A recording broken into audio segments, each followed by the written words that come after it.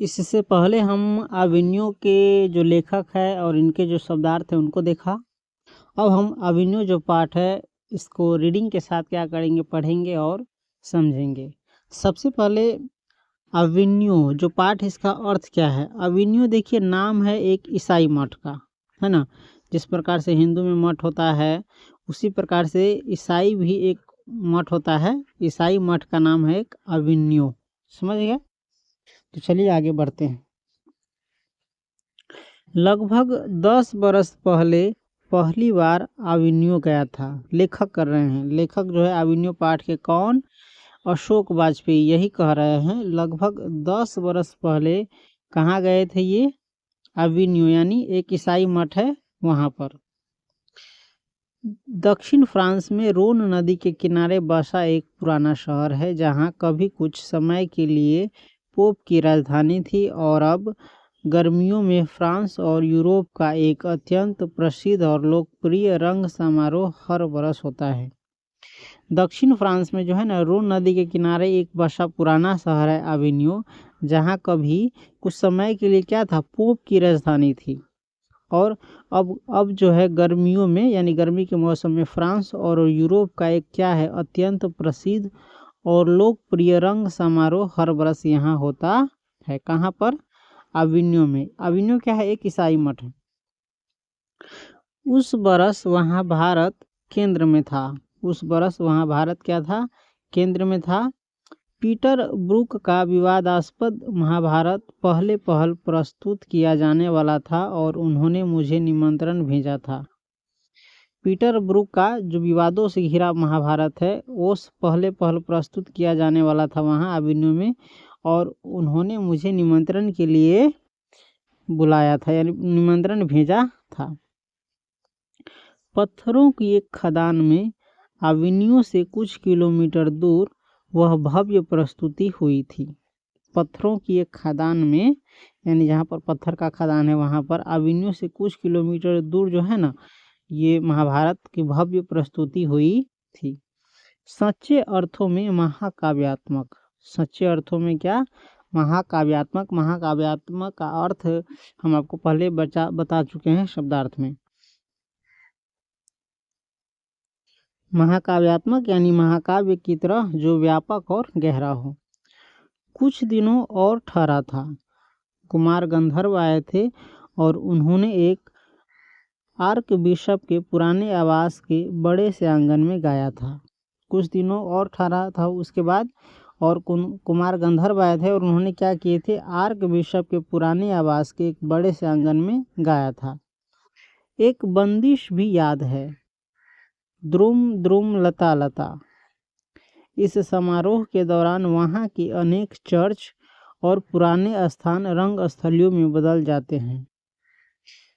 रोन नदी के दूसरी ओर अभिनय का एक और हिस्सा है जो लगभग स्वतंत्र है। रोन नदी के दूसरी ओर अभिनय का क्या है, एक और हिस्सा, एक और भाग है जो लगभग क्या है, स्वतंत्र है। नाम है विलनव ल अभिनय, अर्थात इसका अर्थ होता है विलनव ल अभिनय का अर्थ होता है अभिनय का नया गांव, या शायद कहना चाहिए नहीं, नई बस्ती। नया गांव या नई बस्ती आप उसको कह सकते हैं, बस्ती। विलनव ल अभिनय का अर्थ। वहाँ दरअसल फ्रेंच शासकों ने पोप की गतिविधियों पर नज़र रखने के लिए किला बनवाया था। नदी के दूसरी तरफ है ना, जिसको नई बस्ती या नया गांव कहिए, वहाँ पर फ्रेंच शासकों ने किला बनाया था। किस लिए, पोप की गतिविधि यानी पोप क्या करते हैं उस पर नज़र रखने के लिए। उसी में कार्थूसियन संप्रदाय का एक ईसाई मठ है, बना ला शत्रुज। 14वीं सदी से फ्रेंच क्रांति तक उसका धार्मिक उपयोग होता रहा। 14वीं सदी से फ्रेंच की क्रांति होने तक उसका क्या होता रहा, धार्मिक उपयोग यानी धार्मिक क्रियाकलाप वहाँ होता था। यह संप्रदाय मौन में विश्वास करता है, जो सारा स्थापत्य एक तरह से मौन का ही स्थापत्य था। यह संप्रदाय क्या है, मौन में विश्वास करता है। सो इसका जो सारा स्थापत्य है, वास्तुकला जो वास्तु कहते हैं भवन बनाने की जो कला है, एक तरह से मौन का ही स्थापत्य था। क्रांति होने पर इस स्थान और उसकी सभी इमारतों पर साधारण लोगों ने कब्जा कर लिया और वे उसमें रहने लगे। इस सदी की शुरुआत में तो ला शत्रुज के जीर्णोद्धार की शुरुआत हुई और धीरे धीरे अधिकांश पुराने स्थानों और इमारतों को वापस खरीदकर उनका बहुत संवेदनशील और सुघर जीर्णोद्धार कर उन्हें यथासंभव पहले जैसा करने की सफल कोशिश की गई। उसे एक संरक्षित स्मारक बनाए रखकर भी उसमें एक कला केंद्र की स्थापना की गई। यह केंद्र इन दिनों रंगमंच और लेखन से जुड़ा हुआ है। यह केंद्र क्या है? इन दिनों आज के समय रंगमंच और लेखन से जुड़ा हुआ है। रंगकर्मी, रंग संगीतकार, अभिनेता, नाटककार आदि वहां आते हैं और पुराने ईसाई संतों के चैम्बर्स में कुछ अवधि के लिए रहकर सारा समय अपना रचनात्मक काम में बिताते हैं। दो दो कमरों के चैम्बर सुसज्जित है। उसमें फर्नीचर 14वीं सदी जैसा है, पर सर्वथा आधुनिक रसोई घर और नहान घर है। उसमें फर्नीचर जो है किस सदी की है? 14वीं सदी जैसा है, लेकिन जो रसोई घर है और नहान घर है वो क्या है? पूरी तरह आधुनिक है। एक अत्याधुनिक संगीत व्यवस्था भी है। एक अति आधुनिक संगीत व्यवस्था भी है। चैम्बरों के मुख्य द्वार कब्रगाह के चारों ओर बने गलियारों में खुलते हैं, पर पीछे आंगन भी है और पिछवाड़े से एक दरवाजा भी। सप्ताह के 5 दिनों में शाम को सबको एक स्थान पर रात का भोजन करने की सुविधा है। बाकी हर दिन का नाश्ता और दोपहर का भोजन अपनी सुविधा में जहाँ चाहे वहाँ अपने ही चैम्बर में खुद बनाकर खा सकते हैं। मतलब दिन में औसतन 50 सैलानी यह जगह देखने आते हैं, अन्यथा बेहद शांत और नीरव स्थान है। कौन? अविन्यो। चिलनव एक छोटा सा गांव है। विलनव एक छोटा सा गांव है जहां एक पुस्तकों पत्रिकाओं की दुकान, एक डिपार्टमेंटल स्टोर, एक कब्रगाह, कई रेस्तरां और बार आदि है। बार जहां पर आदमी शराब जाकर के पीता है। अविन्यो और आसपास के अन्य शहरों कस्बों में बस व्यवस्था सुलभ है। फ्रेंच सरकार के सौजन्य से ला शत्रुज में रहकर अपना कुछ काम करने का एक न्योता मुझे पिछली गर्मियों में मिला था, तब नहीं जा पाया था। यूँ अवधि तो 1 महीने की थी, पर इतना समय निकालना कठिन था, सो कुछ 19 दिन वहाँ रहा। 24 अक्टूबर से 10 नवंबर 1994 की दोपहर तक। लेखक वहाँ कब तक रहा? 24 अक्टूबर से 10 नवंबर तक 1994 की दोपहर तक। 1994 में 10 नवंबर की दोपहर तक।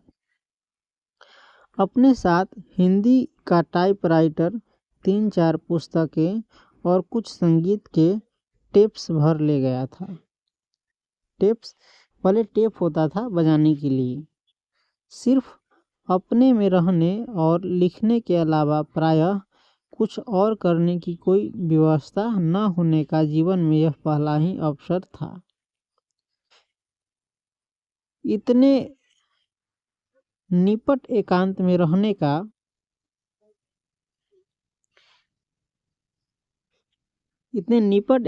रहने का भी कोई अनुभव नहीं था। कुल 19 दिनों में 35 कविताएं और 27 गद्य रचनाएं लिखी गई।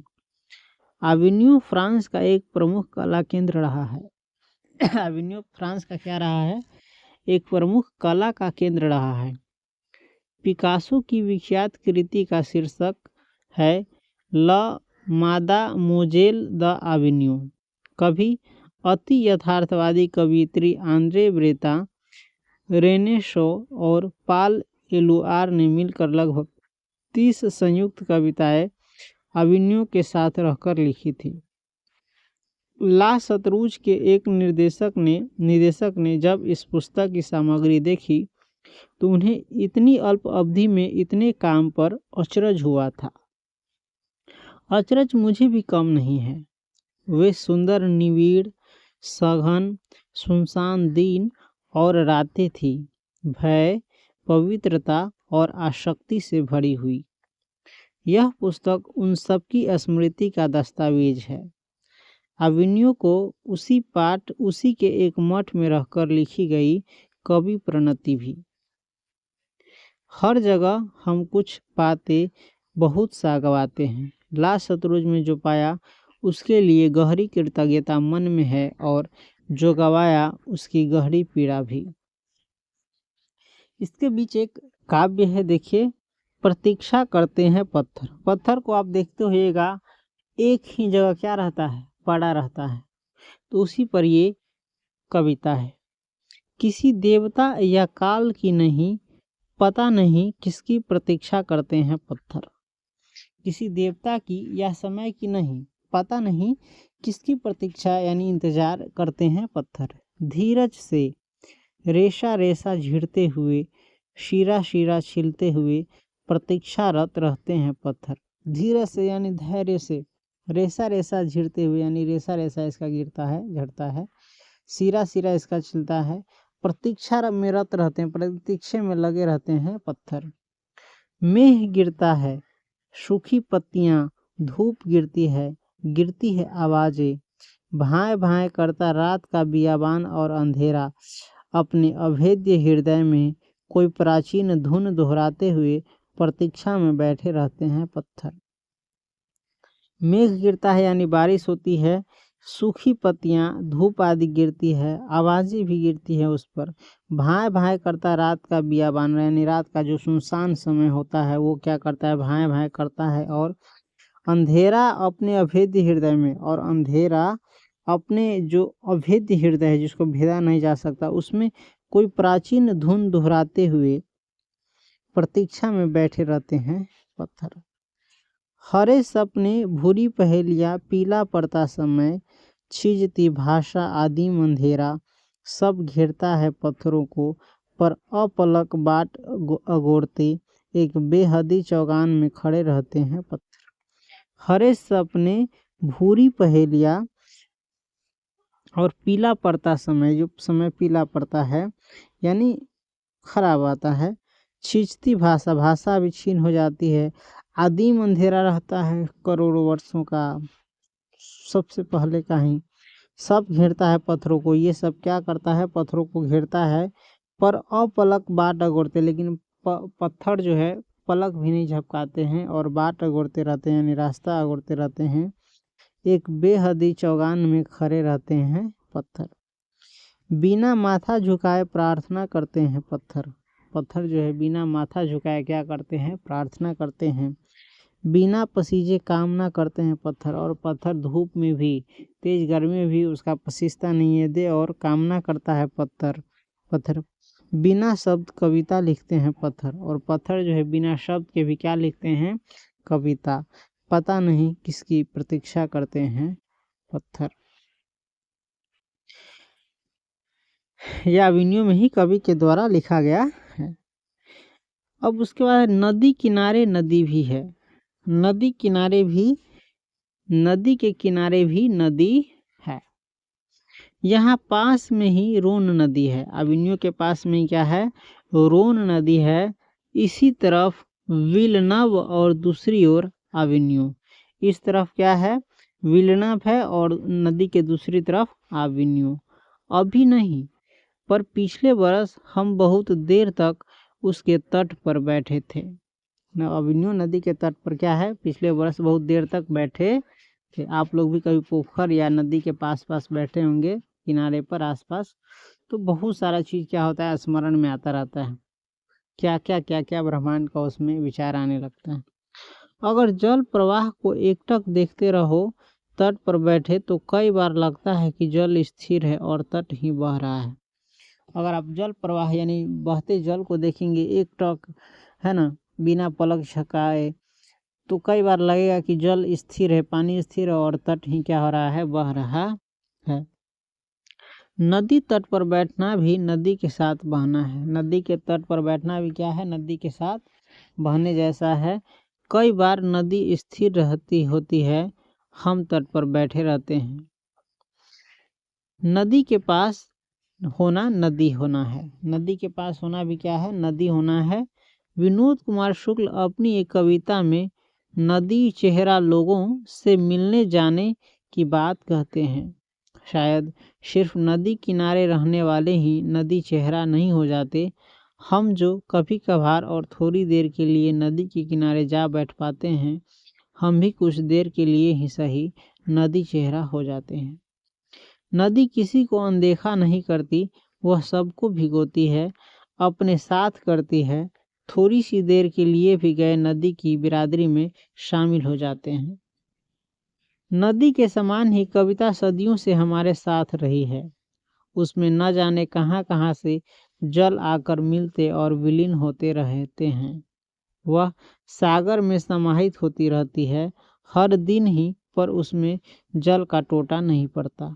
कविता में भी न जाने कहाँ से कैसी कैसी बिंब मलाए, शब्द भंगिमाएं, जीवन छवियाँ और प्रतीतियाँ आकर मिलती और तदाकार होती है।